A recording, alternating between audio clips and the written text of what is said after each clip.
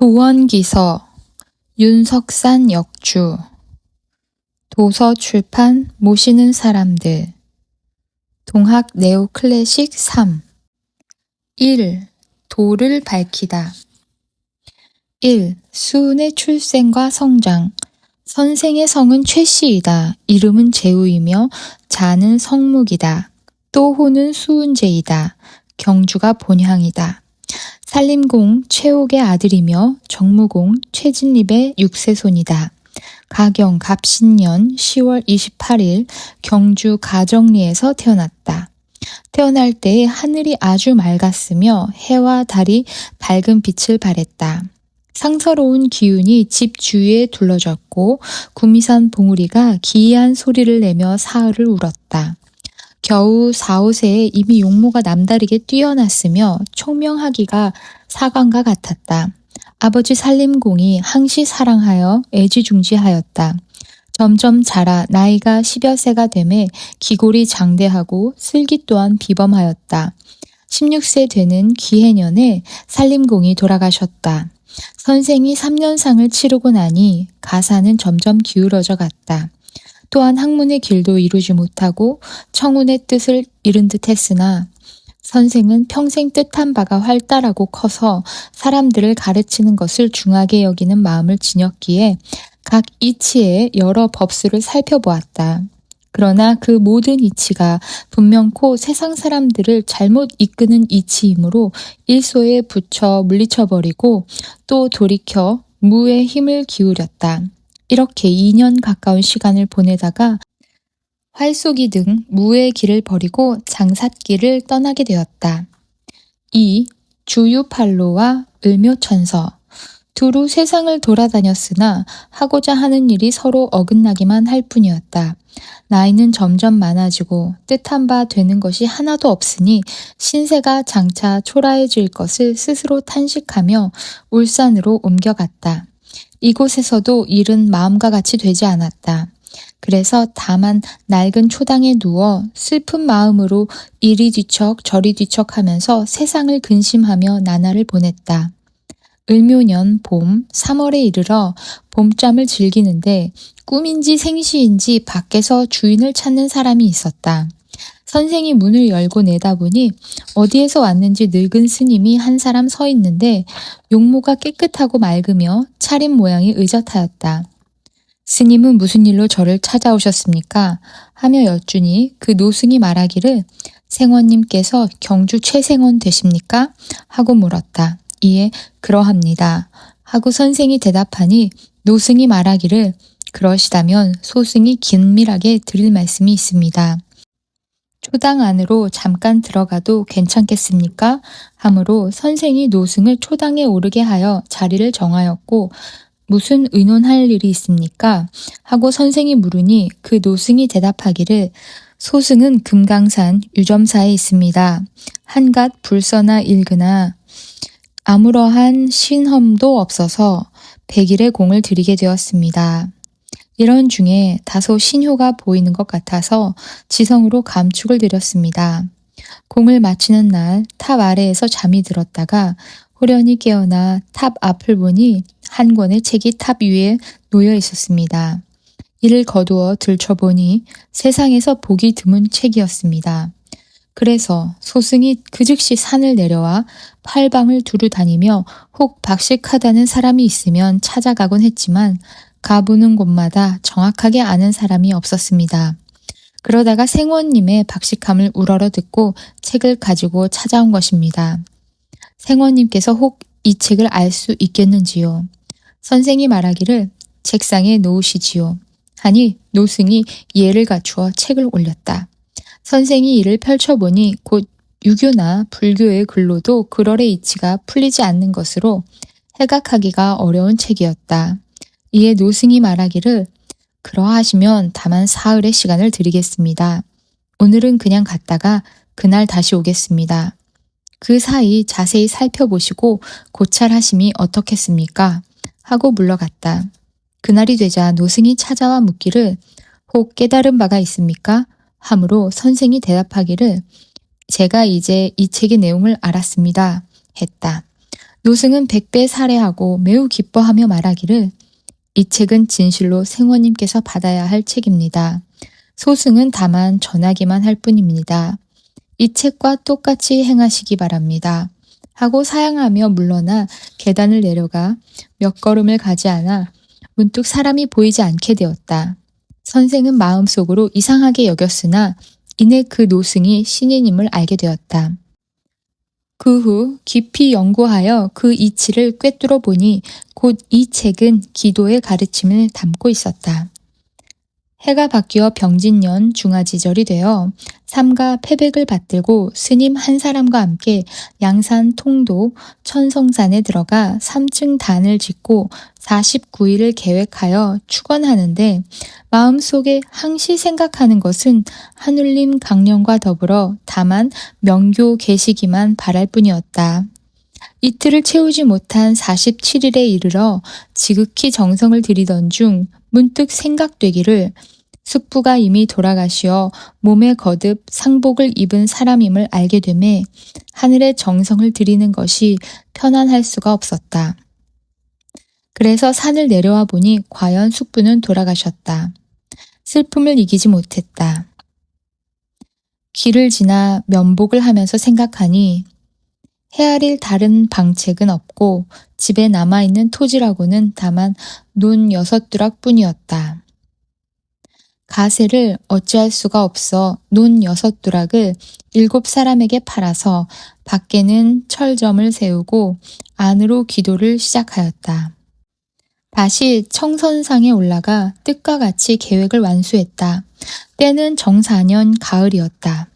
수로년에 이르자 가산이 탕진되어 빚이 산과 같이 쌓였고 논을 거듭한 것이 드러나 논을 샀던 7사람이 매일같이 독촉하였다.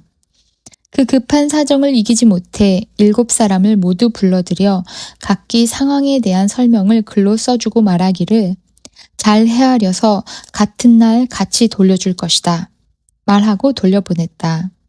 정해진 날이 되어 7사람을 똑같이 부르고 관을 초치하여 대질하고 말하기를 잘하고 잘못한 것은 나에게 있고 처결은 관에 있으니 영감께서 판결해 주시기 바랍니다.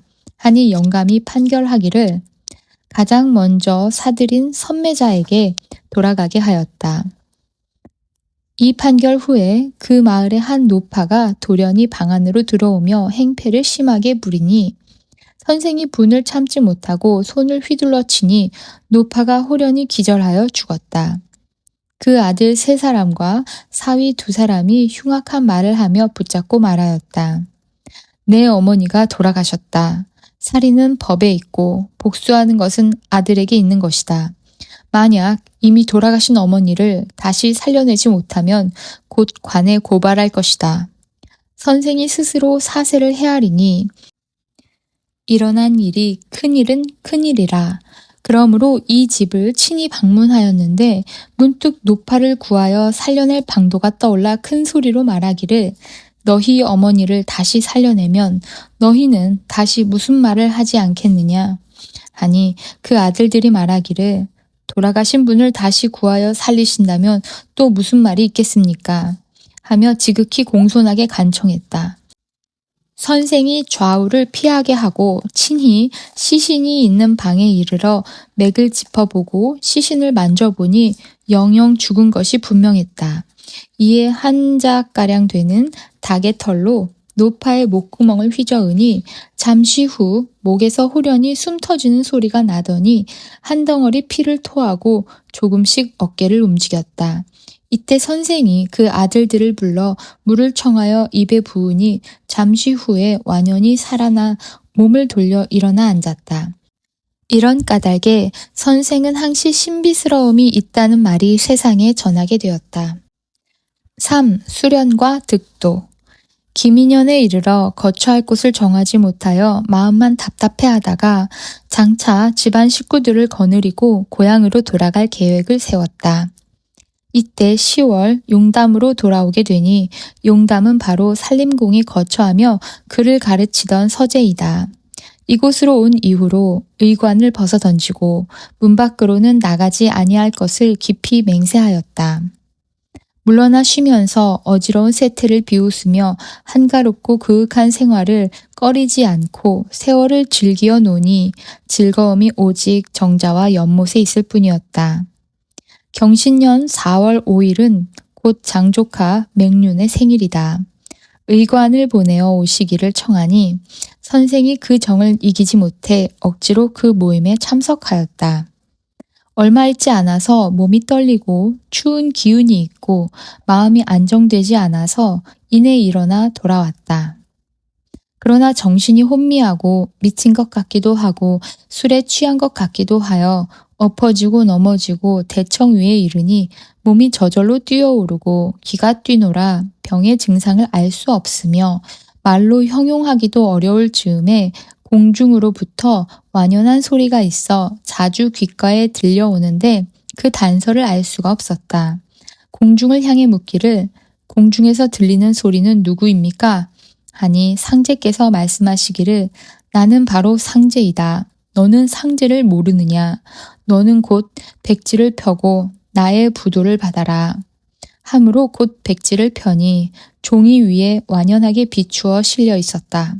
선생이 아들을 불러 이를 보이니 아들이 말하기를 저는 그 모양이 보이지를 않습니다. 하니 상제 말씀하시기를 우매한 인생이다. 너는 붓으로 이를 써서 깨끗한 그릇에 담아 태워서 냉수로 마시도록 하라 했다. 선생이 그 즉시 한 장을 그려서 이를 태워 마시니 처음 시도할 때에는 소리도 없고 냄새도 없는 것이 바로 그 특징이었다.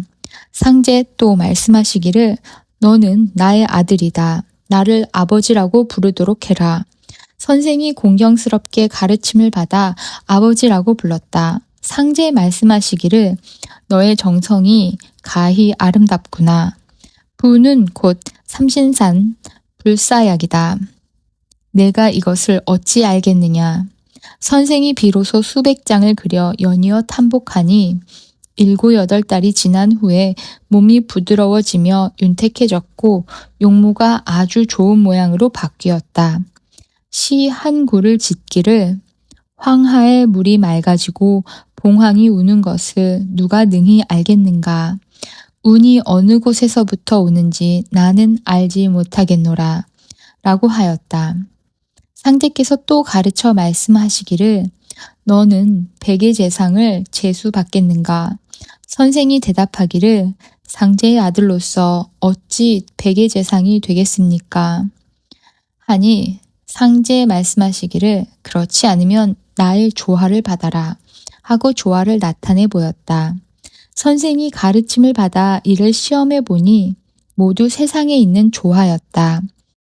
선생께서 응하지 않으니 또다시 말씀하시기를 이 조화를 행한 후에 저 조화를 행하도록 하라. 함으로 선생께서 즉시 이를 행하여 보니 이 조화, 저 조화 모두 역시 세상에 있는 조화였다. 만약 이러한 조화로서 사람들을 가르치면 반드시 사람들을 잘못 이끄는 것이 되기 때문에 영원히 거행하지 않기로 결심했다. 상제께서 다른 조화를 보이며 말씀하시기를 이 조화는 진실로 행해야 할 조화이다 하였다.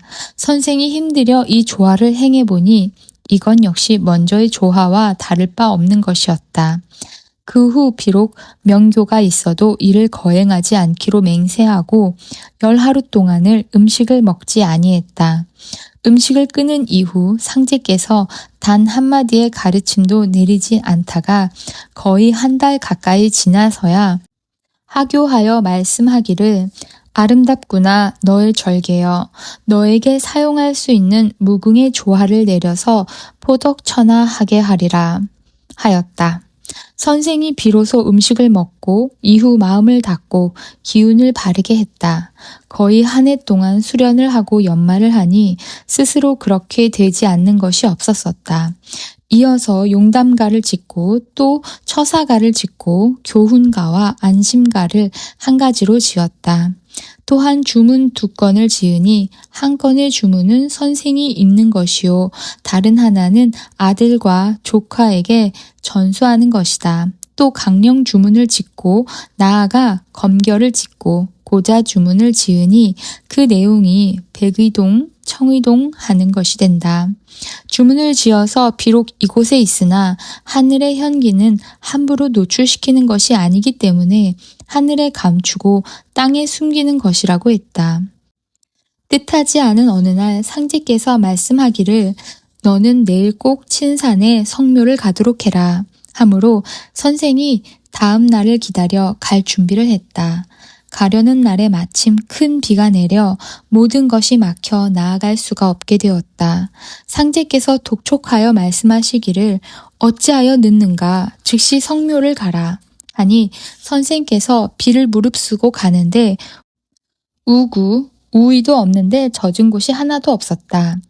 조카의 집에 이르러 입마를 빌리는데 조카가 말하기를 이와 같은 큰 비에 갑자기 왜 성묘를 하시려 합니까? 하였다. 선생이 억지로 입마를 준비하여 길을 떠나 50리를 왕복하였으나 태양이 머리 위에 둘러 있었고 하인까지도 조금도 젖지 않은 채로 돌아왔다. 조카가 말하기를 종일 큰 비가 내렸는데 어찌 젖지 않고 돌아올 수가 있었습니까? 참으로 기이하고 이상한 일입니다. 하니 선생이 말하기를 이것은 하늘님의 조화이다. 하였다. 이에 조카가 더욱 괴이하게 여기었다. 10월에 이르러 조카 맹륜이 와서 도에 들기를 청하였다. 선생이 이를 전하여 주었다. 상제께서 또 일컬어 말씀하기를 너의 전후 기륭화복을 내가 반드시 간섭하게 될 것이다. 또한 내가 이 정자에 들어앉아 이름과 호를 고치고 삶 밖으로 나가지 아니하며 소위 입춘시인 도의 기운이 오래도록 있으니 사악함이 들어오지 못하고 세상의 무사람들과 한 가지로 돌아가지 않으리라. 를 써서 벽상에 걸어두고 세상을 조롱하니 실로 우스운 일이다. 내가 이왕에 사람들을 가르치고 포덕을 하니 나를 위하여 지극히 섬기면 너 또한 장생하여 천하의 빛을 비추게 될 것이다. 비록 이와 같으나 너희 나라의 운수가 참혹하고 사람들의 마음이 오직 위태로우며 도의 마음이 미미하여 삼강이 모두 없어지고 오륜이 점차 해이해져서 곳곳에 수목의 관리는 백성을 학대하여 잘못 다스리고 백성 역시 분수를 잃어 모두 어하짓한 뿐이라. 장난이 무수하고 이렇게 되기를 연 3년에 이르니 이런 까닭에 임금은 임금 노릇을 못하고 신하는 신하 노릇을 못하고 어버이는 어버이 노릇을 못하고 자식은 자식 노릇을 못해 도덕을 따르지 않으니 너희 나라가 어찌 상해의 운수가 아니겠느냐. 너는 삼가 이 말을 듣고 사람들을 가르치라 하였다. 4. 신유년 포덕과 은저감.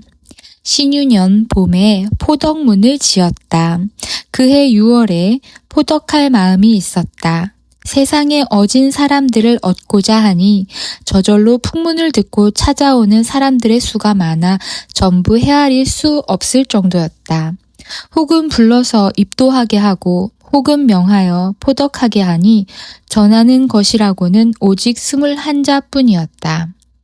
선생이 그 돌을 이름하여 천도라고 하고 또 이름하여 동학이라고 하니 사실은 이는 무왕불복의 이치요. 또 모든 것이 자연의 이치이며 무위지화이다. 닦아 가르치는 것 가운데 한 가지는 쉽고요. 다른 한 가지는 나아갈 때 반드시 고하고 들어올 때 반드시 고하는 것이다. 약을 쓰지 아니하며 마음을 지키고 기운을 바르게 하여 악을 버리고 선을 행하며 무욕을 스스로 버리며 다른 이익을 찾지 않으며 유부녀를 취하지 않으며 다른 사람의 잘못을 꼬집어 말하지 않으며 악육을 먹지 않으며 신, 경, 성, 석자를 으뜸으로 삼았다. 그해 11월에 조련이 길을 떠날 계획이 있었다. 도에 새로 들어온 사람들을 생각하니 어리석고 아직은 미미한 사람들이라 스스로 탄식하며 전라도를 향해 길을 떠났다. 성주를 지나며 충무궁의 사당을 배알하고 첫 도착지인 남원 서공서의 집에서 열흘간 유숙하였다. 그때는 최중희라는 제자 한 사람만을 대동하였다. 남원의 마을 댐댐이와 산수의 아름다움, 풍토의 순우함을 두루 구경한 후 절승의 땅임을 알고 시인, 협사가 번창하지 않을 수 없다고 말하였다. 죽장망해로 마을을 찾아들고 고을을 두루 보고 다니다가 은저감에 이르니 때는 12월이라. 마침내 해는 저물고 절의 종소리는 때맞추어 들려오고 뭇 스님들이 모여들어 불공을 드리며 모두 법경에 축원을 드리는 모습을 보니 송구 영신의 감회를 금하기 어려웠다. 밤이 깊어 외로이 등을 밝히고 베개를 높이 베고 누워 이리저리 뒤척이며 어진 친구들을 생각하고 또 처자를 생각하며 도수사를 짓고 또 동학론 권학가를 지었다. 임술년 봄 3월에 현의 서쪽에 있는 백삭길의 집으로 돌아와 최중휘를 시켜 집에 편지를 보냈다. 또 학과, 사 두 건도 동봉에 보냈다. 박대여의 집에 은거하고 있을 때 일체 번거로움을 피하여 다른 곳의 사람들에게 알리지 못하도록 하였다. 각처의 사람들이 단지 전라도에 있는 것으로만 알고 있을 뿐 아무도 이곳에 와 있는지는 알지 못했다. 이것은 선생이 있는 곳을 알고자 노력하는 사람만이 그 마음이 통하여 스스로 찾아오게 하자는 데에 뜻이 있었다. 그러던 중 3월에 생각하지도 않았던 최경상이 문득 찾아왔다. 선생이 물어 말하기를 그대는 혹시 듣고서 찾아오는 길인가? 하니 경상이 대답하기를 제가 어찌 알았겠습니까? 스스로 오고자 하는 뜻이 있어서 왔을 뿐입니다. 선생이 웃으며 말하기를 그대가 진실로 그래서 왔는가? 하니 그렇습니다. 하고 대답하며 경상이 묻기를 제가 그간 공부가 독실하지 못했습니다. 그런데 이와 같이 이상한 일이 생기니 어찌해서 그렇게 되는 것입니까? 선생이 말하기를 계속 말을 해보라. 경상이 꿇어앉아 고하기를 반종지의 기름으로 20하루의 밤을 밝혔습니다. 그것은 무슨 까닭입니까? 하니 선생이 말하기를 그것은 곧 조화의 커다란 효험이다. 그대의 마음이 스스로 기뻐 자부함이니라 하였다. 경상이 또 묻기를 이후부터 포덕을 할까요? 하니 선생이 말하기를 포덕하도록 하여라 하였다. 경상이 온 후부터 사방에서 찾아오는 어진 선비들이 날로 더욱 늘어 감당하기가 어려웠다. 6월에 이르러 수덕문을 지었다. 또 몽중가도 지었다. 5. 수은의 이적. 강원보라는 사람이 있어 선생은 친히 그 집에 가서 때때로 머물곤 하였다. 7월에 이르러 집으로 돌아가는 길에 말을 타고 갔다. 회곡에 이르러 논길 아래 7, 8척이나 되는 방죽 앞에서 말이 문득 멈춰 섰다. 같이 가던 대여섯 사람이 말을 때리기도 하고 혹은 채찍질을 하기도 했지만 말은 일어나려 하지 않았다. 이럴 즈음 방죽의 벽 7, 8장이 벽력 같은 소리를 내며 모두 무너져 버렸다. 말이 비록 미물이라고 하지만 역시 사람의 뜻을 알고 있음을 알 수 있었다. 말을 돌려 좁은 길로 돌아서 갔다. 며칠을 머문 후에 박대여의 집으로 가려고 하는데 밤중에 문득 큰 비가 내렸다. 물이 불어 모든 사람들이 더 머물도록 만류했지만 선생은 말하기를 물이 비록 100척이라도 나는 건너겠다 하며 사람들이 안위된다고 만류했지만 즉시 말을 타고 한 장이 넘는 깊은 물을 스스로 고삐를 잡고 건넜다. 선생을 만류하던 사람들이 놀라 감탄했다. 박대여의 집으로 돌아와 머물렀다. 그때 본부 중에 윤선달이라는 사람이 있었다. 당시에 영장과 더불어 서로 친한 사이였다. 영장에게 부동하여 말하기를 이 고을에 최 선생의 제자가 1000명이나 된다고 합니다. 만약에 최 선생을 잡아다 다스리면 제자 한 사람마다 돈 한 꿰미씩만 가져오라고 해도 금방 1000냥 이상이 될 것입니다. 잡아서 다스리는 것이 어떻겠습니까? 하였다. 영장이 그 사람의 말을 듣고 차사를 보내 잡아오게 했다. 이때가 가을 9월 29일이었다. 선생이 장차 차사가 잡으러 온다는 말을 듣고 마음은 비록 분했지만 관원의 아래에 있는 신분이라 제자 10여인을 거느리고 말을 타고 억지 걸음을 하게 되었다. 서천이라는 곳에 이르러 물을 건너려고 하는데 동쪽 물가에서 빨래하던 여인 100여인이 일시에 일어나며 선생을 우러러 보았다. 선생은 속으로 의아하게 생각했으나 그저 관청뜰로 들어갔다. 영장이 물어 말하기를 너는 일개 한사로 무슨 도덕이 있어 많은 선비를 제자로 거느리고 세상을 조롱하며 이름을 얻어 술가의 말을 하는가.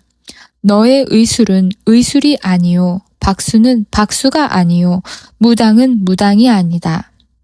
그런데도 사람들을 술수로 헤아리니 무슨 이유인가 하였다. 선생이 노한 모습으로 이에 대답하기를 하늘의 명을 성이라 하고 하늘성을 거느리는 것을 도라 하며 도닦음을 가르침이라고 하니 이 3단으로 사람 가르치는 것을 업을 삼는데 어찌하여 이치에 부당하다 하는가 하며 눈을 들어 영장을 바라보니 영장이 선생의 위의를 보고 놀라서 감히 말을 붙이지 못하고 곧 돌려보냈다. 선생이 물러나 부중으로 들어가니 얼마 있지 않아서 사방에서 몰려온 사람들이 거의 600~700인이 되었다. 영장은 성씨는 김이요 이름은 상세히 알 수 없다. 몰려온 사람 700여인이 관문에 돌입하여 윤선달을 찾으니 윤선달이 몸을 피해 영장의 방 안 벽장 속에 숨어버렸다. 뭇사람들이 책망하여 말하기를 윤선달을 내놓아라 하니 영장이 사정사정하여 사람들을 진정시켰다. 사람들은 그 영장의 선대함을 보고 그냥 나갔다. 빨래하던 여인들이 선생을 우러러 본 연유를 들으니 서쪽 하늘에 상서로운 기운이 있었기 때문이라고 한다. 얼마 있지 않아서 영장이 차사를 내보내 장을 짊어지고와 죄를 청하니 선생이 말하기를 나는 백면한사라 어찌 관원과 차사를 벌할 수 있겠는가 하고 용서하여 돌려보냈다. 또 본관 사또가 예리로 하여금 급히 보하여 말하기를 사또님, 내실께서 병환이 나셨습니다. 선생님은 약을 쓰지 않고도 병을 고치신다고 하시니 부도 한 장을 주시기를 청합니다. 하였다. 선생이 아무런 말도 하지 않고 생각에 잠겼다가 잠시 후 예리에게 일러 말하기를 병이 차도가 있을 것이니 가보도록 하라. 예리가 돌아가 사또에게 말하기를 선생이 말씀하시길 병이 곧 차도가 있을 것이라고 합니다. 라고 하니 사또 말하기를 이미 병세가 좋아졌다고 하였다. 선생이 부중에서 5~6일을 머문 후에 10월 5일 용담으로 돌아왔다. 14일에 통문을 띄웠다. 같은 달 선생이 밤이 깊도록 독서를 하는데 속이 북에 찔린 것 같고 혹 바늘에 찔린 것 같더니 호련히 휘황한 기운이 문에 비치는 것이 달빛과 같아 사립을 열고 내다보니 깜깜한 밤중 중천에 채색된 구름이 영롱하고 서기가 맑고 밝아서 용담의 동구가 대낮같이 환하였다. 집안 사람들이 크게 놀라 선생에게 물어 말하기를 동네 입구 나무 위에 한 미녀가 있는데 녹에 홍상을 하고 선연히 앉아 있습니다. 하였다. 선생이 소란스럽게 하지 말라 이르고 선생 혼자만이 그것이 선녀인 줄을 알더라. 11월에 최경상이 선생 오시기를 청하여 말하기를 선생님 저희 집에 왕림하심이 어떻습니까? 하였다. 선생이 말하기를 그대의 집은 좁으니 다른 곳으로 가겠다 하니 경상이 절하고 물러났다. 처소를 흥해 매국에 있는 손봉조의 집에 정하니 경상이 재차 와서 뵙고 절했다. 초 9일에 다시 선생이 손봉조의 집에 가 자리를 잡고 앉으니 다음 날 각처의 도인들이 와서 절하며 뵙기에 분분했다. 경상과 더불어 며칠을 머물며 어렵고 즐거움을 한 가지로 즐기면서 또 아이들과 더불어 글씨 쓰는 연습도 하고 습자도 가르치며 나날을 보냈다. 선생이 글씨 쓸 도구와 종이 한 축, 12권을 준비하여 밤 깊도록 쓰는데도 한 자도 이룩되는 것은 없고 종이만 3권 허비했을 뿐이다. 선생이 하늘님께 고하여 말하기를 신인께서는 무엇을 하려 하십니까? 제가 반드시 그렇게 하겠습니다. 잠시 쉬고 다시 쓰니 역시 남필이라. 선생이 말하기를 신인께서는 무엇을 하려 하십니까? 제가 반드시 그렇게 하겠습니다. 이와 같이 하고 글씨 쓰기를 수없이 써도 끝내 글자를 이루지 못하였다. 상제께서 말씀하기를 그대는 잠시 글씨 쓰기를 멈추어라. 후에 반드시 붓을 내릴 것이니 그때 아이들과 더불어 혹 쓰고 혹 붓을 잡으면 글씨를 이룰 수 있을 것이니라 하였다. 이때 선생이 하늘님과 더불어 화답한 결구인 송송백백의 편을 짓게 되었다. 이때에 경상이 이불 한 채와 의복 한 벌을 만들어 선생께 드렸다. 선생이 말하기를 그대는 평소 가난한데 어찌하여 이렇듯 힘을 들이는가 하고 선생이 정겨운 말씨로 말하기를 내 집의 처자들이 먹는 바가 가난하니 그대는 이 급함을 구할 수 있는가? 하므로 경상이 즉시 쌀과 고기와 돈 50냥을 준비하여 선생의 편지와 함께 본가로 보냈다. 6. 접주제의 확립 날이 가고 달이 지나 세모가 가까워지자 이곳에서 과세를 하고자 하였다. 금음날이 되자 선생이 친히 각처의 접주를 정하였다.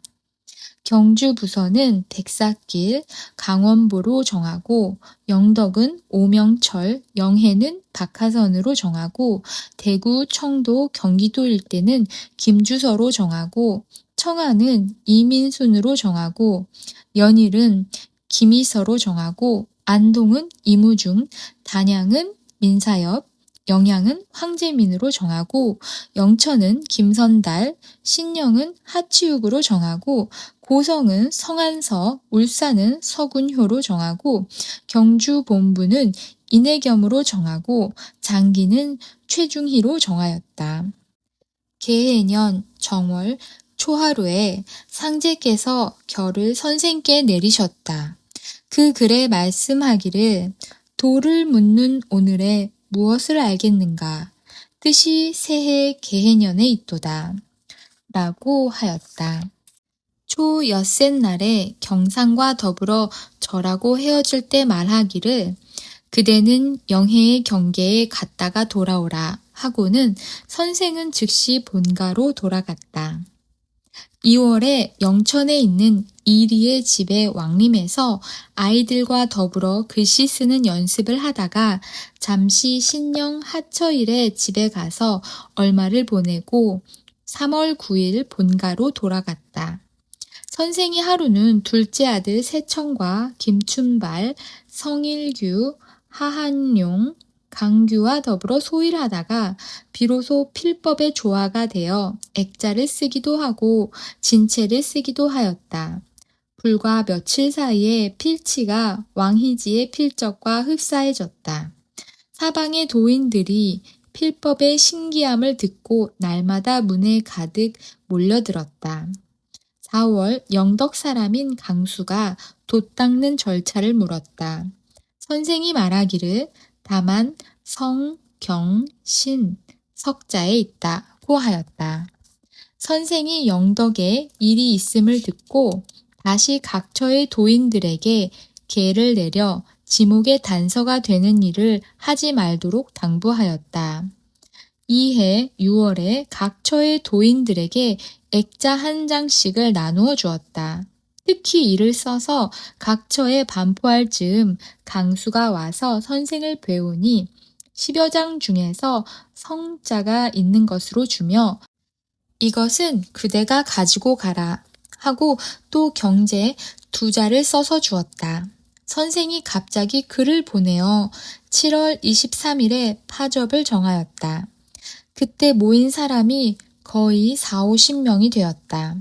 접을 파한 이후부터 붓글씨 쓰기를 놓았다. 7. 도통전수. 이때에 도가를 지었다.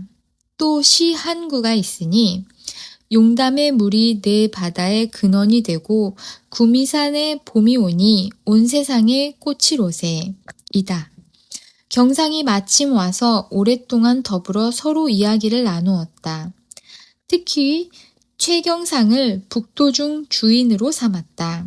선생이 깊이 탄식하고 얼굴에 노기를 띈 것 같이 하더니 다시 기운을 가라앉히고 얼굴을 편안히 하여 말하기를 진실로 성공한 사람은 가라.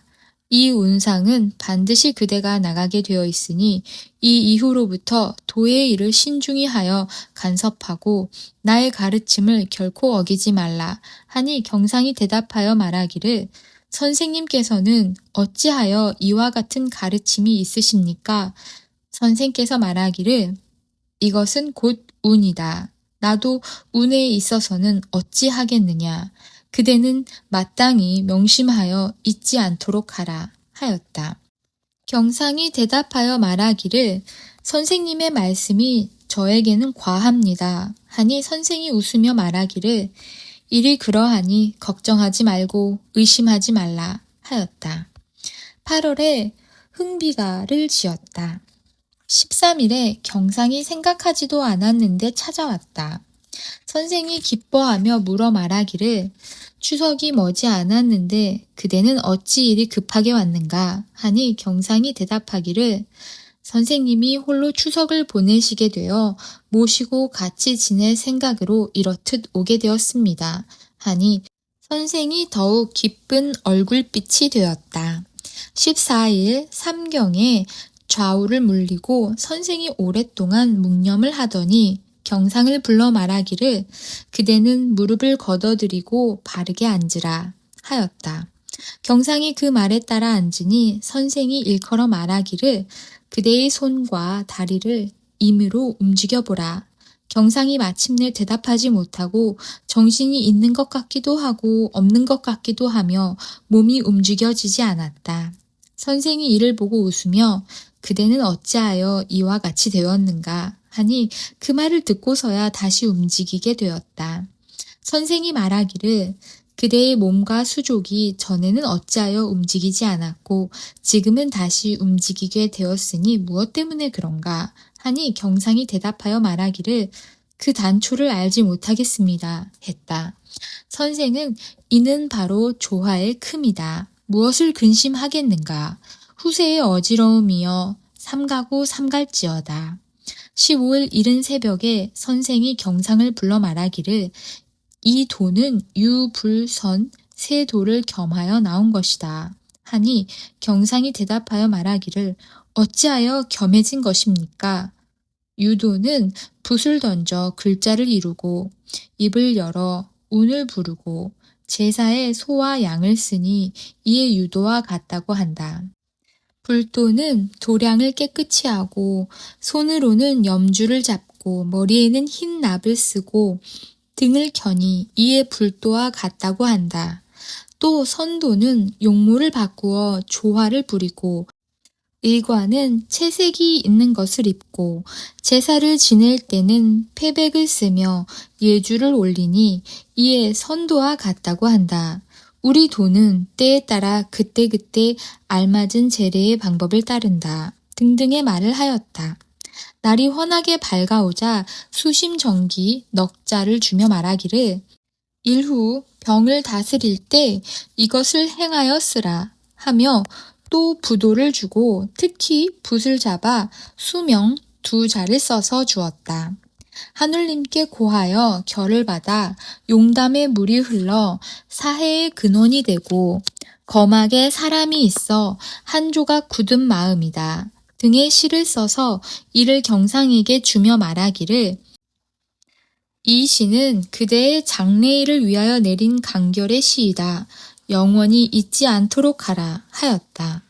이때에 청하 사람인 이경여가 산골에 집을 지어 사람들의 출입이 잦게 되고 사람들의 음해를 입게 되어 드디어 관에 체포되어 귀양을 가게 되었다.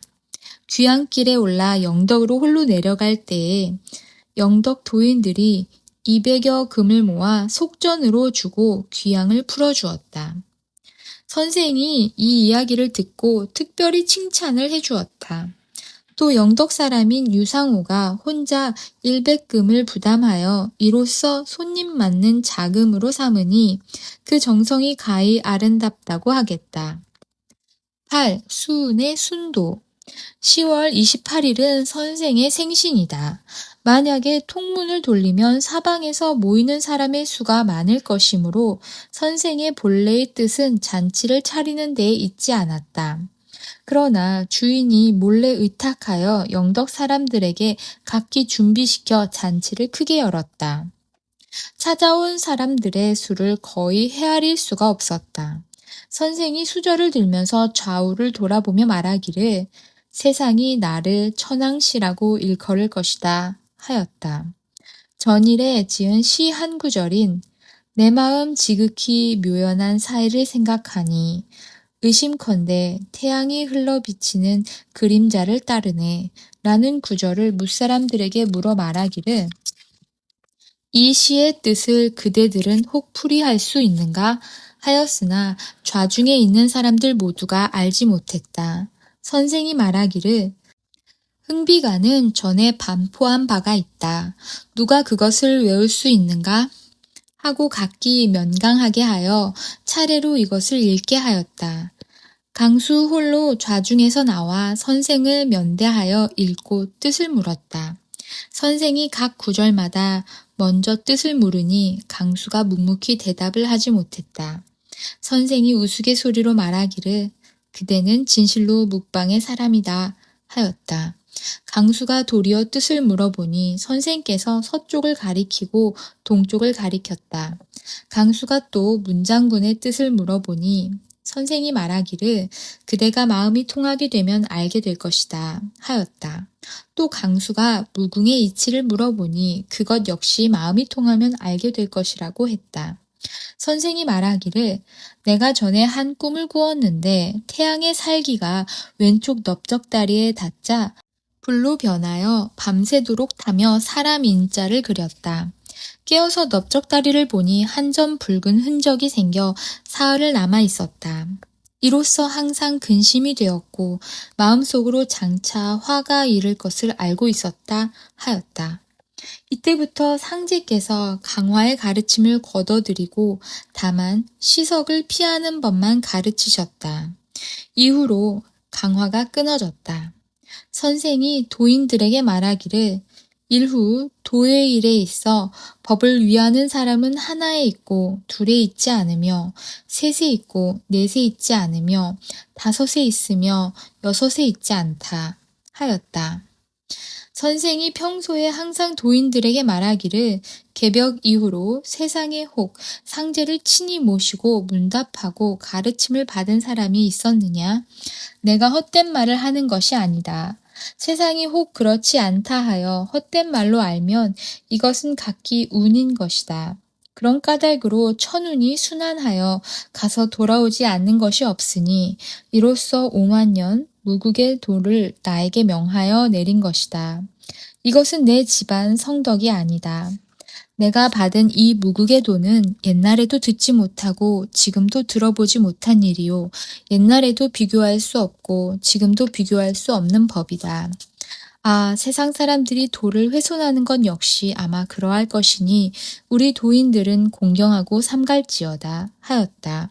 지난번 선생이 처음 포덕을 할 때에 도법의 모든 차례가 오직 21자에 있을 뿐이라고 하였는데 떠도는 말을 듣고 이를 닫고 떠도는 주문을 듣고 이를 읊는 자가 많으니 이것은 성덕이 공경스럽게 전해지지 못하는 것이다. 이런 까닭으로 스승의 가르침을 받음이 없으면 예와 의가 어찌 나타나겠는가. 예로부터 스승과 스승이 서로 전해주는 것에 연원이 있었으니 어찌 잘못 전하는 것으로 감히 성덕을 어기겠는가. 진실로 닦는 사람은 실이 있고 물어서 닦는 자는 허가 있은즉 이후부터 허와 실은 역시 그 사람의 사람 됨됨이에 있는 것이며 또 그 사람이 드리는 정성에 있는 것이다. 처음 도에 들어와서 한번 입도식을 갖는 것은 개과천선하여 영원히 하늘님을 모신다는 것을 깊이 맹세하는 것이요.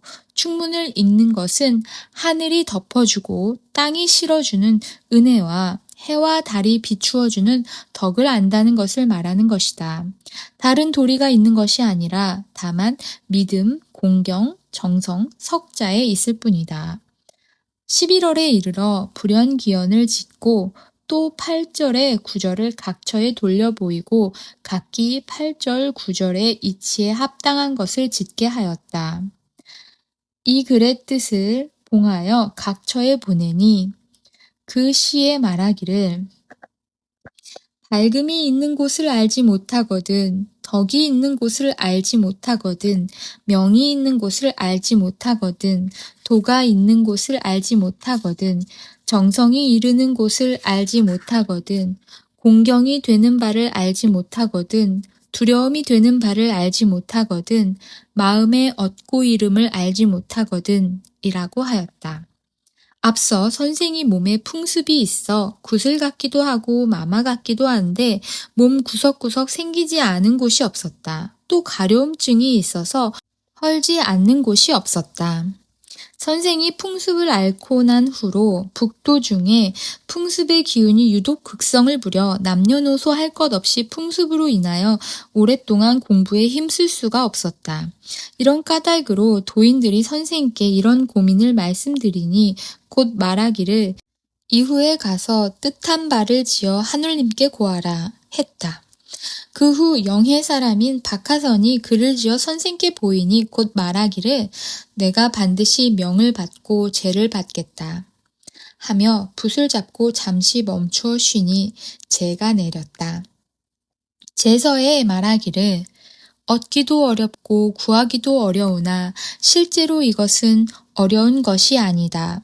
마음이 화하고 기운이 화해서 봄같이 화해지기를 기다리라. 라는 글이었다.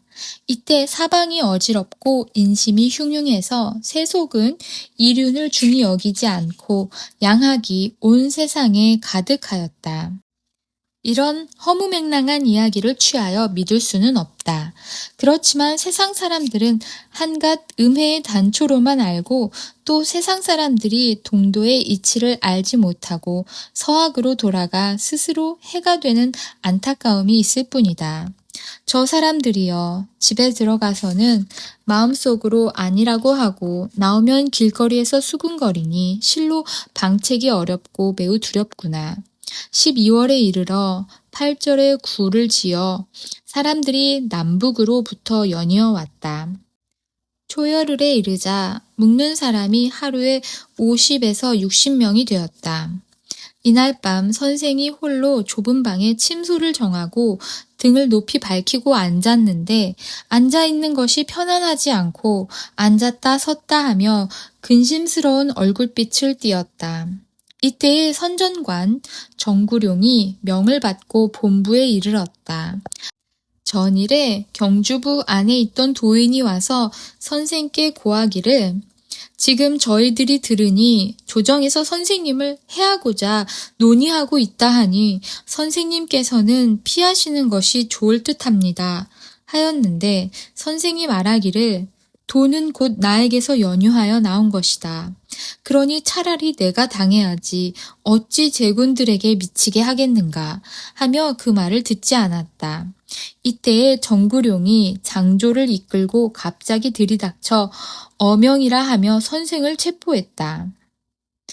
어명이라 하니 어찌하겠는가. 순순히 명을 받아 체포되니 그때의 광경은 말로 다할 수가 없었다. 그때 같이 잡혔던 사람이 10여인이 된다. 같이 경주부로 보내졌다. 다음날 길을 떠나 영천에 이르렀는데 이곳에 속해 있는 하졸들의 언사가 불경하고 멸시함이 보통이 아니었다. 선생은 말에 앉아 있는데 말의 다리가 땅에 붙어 움직이지도 않고 옮길 수도 없었다. 수십 명의 하졸들이 놀라 황망히 고하기를 소인들이 과연 선생님을 몰라 배웠습니다. 오직 선생님께서 편안히 행차하시기를 바랄 뿐입니다. 하니 잠시 사이에 말이 호련히 달려가기 시작했다. 영천에서 하루 유숙하고 다음 날은 대구에 이르러 유숙하고 또 다음 날 길을 떠나 선산에서 유숙하고 다음 날은 상주에 이르러 유숙하였다. 정구룡이 세제로 길을 잡으려고 생각하였으나 도인 수천 명이 모여 있다는 말을 듣고 마음에 크게 겁이 나서 화령으로 길을 잡아 충청도 보은에 이르러 숙소를 정하였다. 이 고을 이방은 도인이었기 때문에 아침 저녁으로 잘 대접하고 돈 5꾸러미를 마련해 선생께 바쳤다. 다음 날 길을 떠나 청산에 이르러 유숙하고 그 다음 날 청주 숙소에 이르렀다. 길 떠난 지 수일이 되어 과천에 이르렀다. 그때가 12월 7일이었다. 철종이 승하하여 임금이 바뀌고 이 사실이 각 도에 반포되었던 까닭으로 중도에서 며칠을 머물게 되었다. 선생이 비로소 국상당함을 듣고 말하기를 내가 비록 죄인이나 나라의 슬픈 일을 당하였으니 이는 불행한 일이다 하며 애통함을 그치지 않았다. 수일을 더 머무르니 경상도 경주 동학선생이라는 죄인 최재우를 해당 영에 보내어 문초하라는 전교가 내려졌다. 과천에서 다시 길을 떠나 조령으로 길을 잡고 문경 초곡에 이르니 수백 도인이 집집마다 바라보며 혹자는 불을 켜서 들고 이를 따르고 혹자는 눈물을 머금고 이를 바라보았다. 이러한 지경에 이르니 그 참을 수 없는 정이 마치 어린아이가 부모를 생각하는 마음과 같았다. 이달 12월 29일에 유곡리에 이르러 과세하고 갑자년 1월 6일에 대구 영에 이르러 옥에 갇혔다. 본부에 있던 죄인들도 이곳 영의 감옥에 옮겨와 수감되었다. 상주 목사 조용화로 명사관을 삼았다. 이 시기에 대구 감사는 서헌순이었는데 이때 비가 그치지 않아 모든 것을 멈추고 물러나 있으면서 장조를 많이 내서 도인들의 출입을 막았다. 이때 최경상이 밖에 있다가 선생이 엄중히 갇혔다는 소식을 듣고 바쁘게 영덕 유상호에게 돈 100여냥을 준비하게 하여 달려왔다. 뇌물을 써서 길을 얻어 성중에 들어가 여러 방면으로 주선을 할 때 마침 현풍 사람인 곽덕원을 만나 선생의 진지상을 올린다는 말을 듣고 하인으로 분장하고 진지상을 올렸다. 20일에 이르러 순찰사가 초치하여 물으니 이때 선생이 큰 칼을 쓰고 뜰에 들어왔다. 순찰사가 물어 말하기를 너는 어찌 당을 모아 풍속을 어지럽히는가 하니 선생이 답해 말하기를 사람을 가르쳐 주문을 외게 하면 곧 약을 쓰지 않고도 스스로 효험이 있고 아동들에게 권하여 글을 쓰게 하면 스스로 총명해집니다. 그런 까닭에 이것으로 업을 삼아 세월을 보냈습니다. 그런데 풍속이 어찌 그렇게 되겠습니까? 하니 순찰사가 다시 아무것도 묻지 않고 다시 하옥시키게 했다. 이때 최경상은 다른 사람을 통해 초치되었다는 말을 듣고 그날로 김춘발과 함께 성을 빠져나가 도피했다.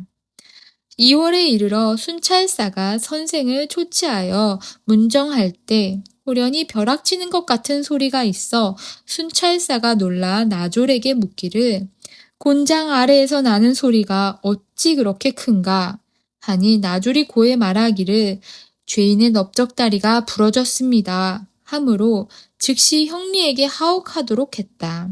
옥중에서 실을 지으니 등불이 무리를 밝게 비추니 아무런 혐의의 틈 찾을 수 없고 기둥이 마른 것 같으나 아직 그 힘이 남아있다. 라는 시였다. 선생이 곽덕원에게 일러 말하기를 경상은 지금 성중에 있는가? 오래지 않아 나가서 잡으려 할 것이다. 나의 말이 전해지는 대로 멀리 도망하도록 일러라. 만약에 잡히면 일이 매우 위험스럽게 되니 번거롭게 하지 말라고 신중하게 전하라.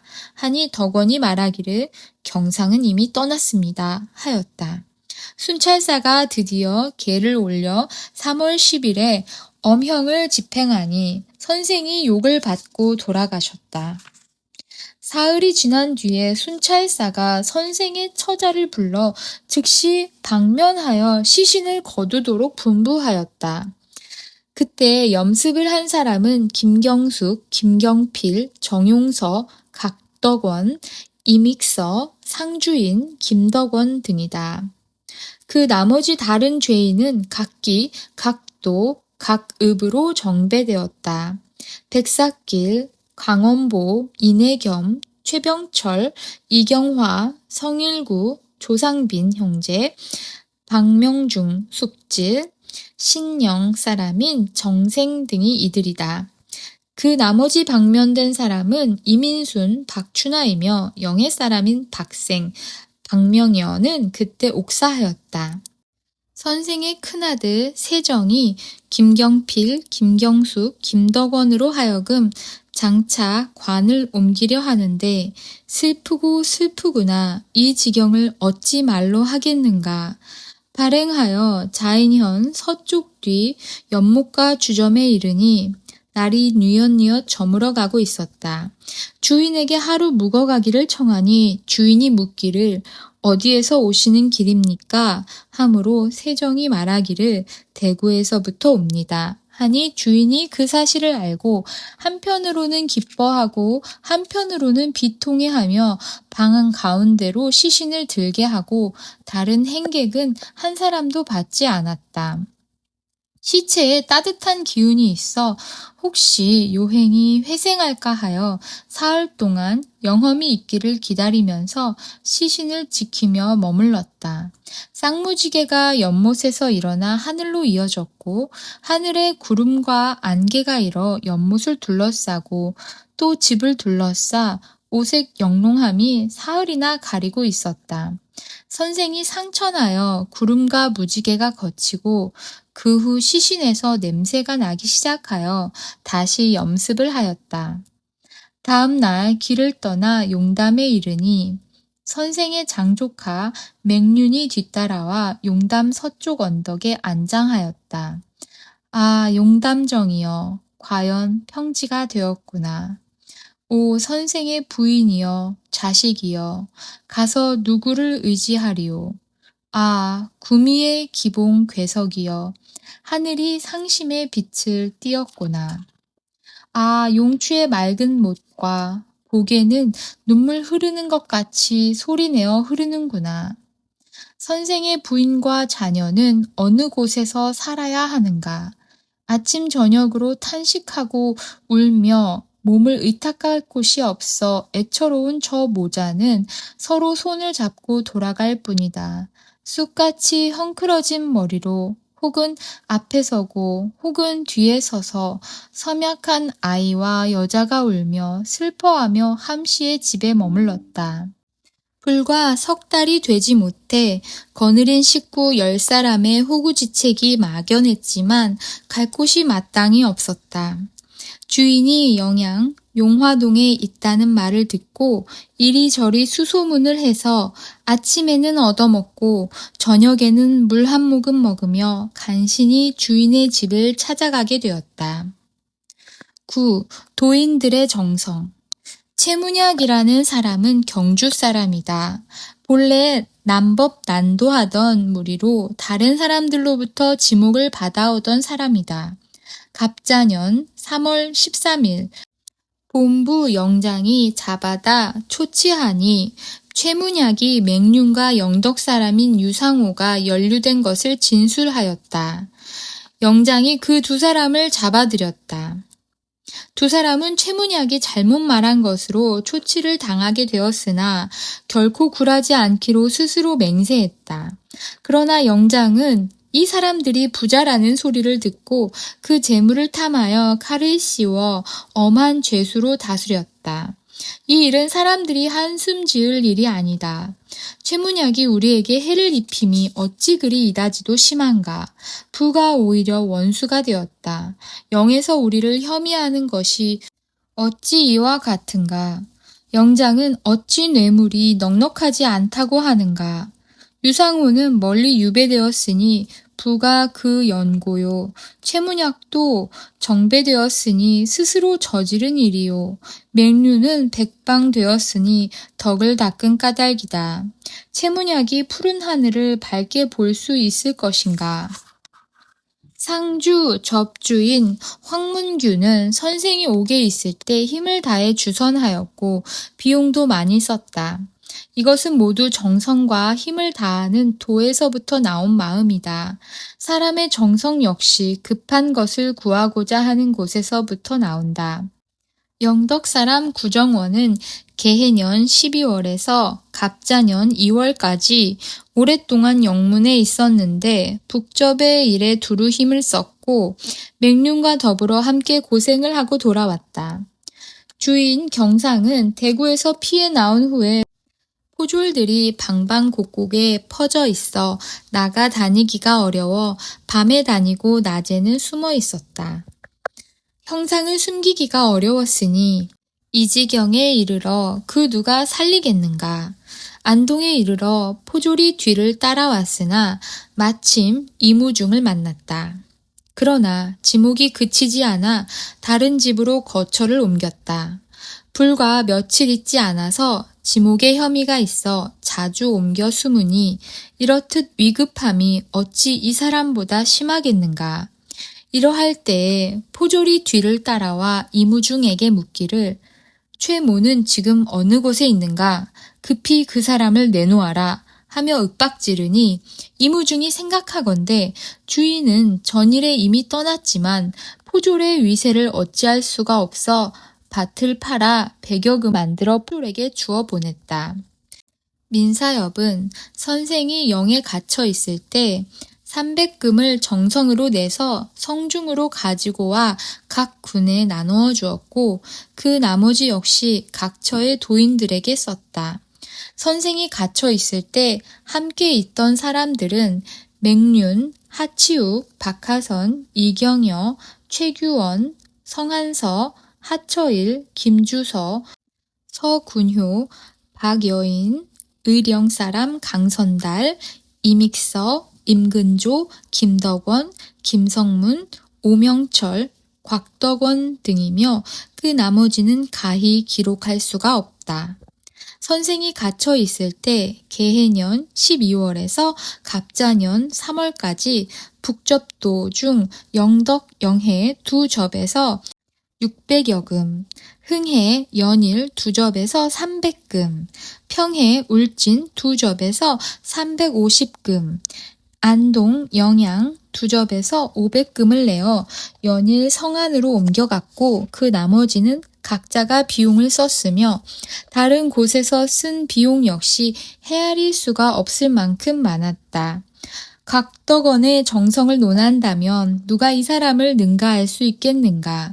관리의 몸으로 관리로서의 기강을 버리고 얼굴에 검은 칠을 하고 하루 3때씩 진지를 올려 끝끝내 선생을 섬기고 또 그 마지막을 보고 집으로 돌아가니 처음과 끝이 이와 같은 것은 도에 이르러 가히 성, 경, 신을 다한 사람이라고 할 수 있다.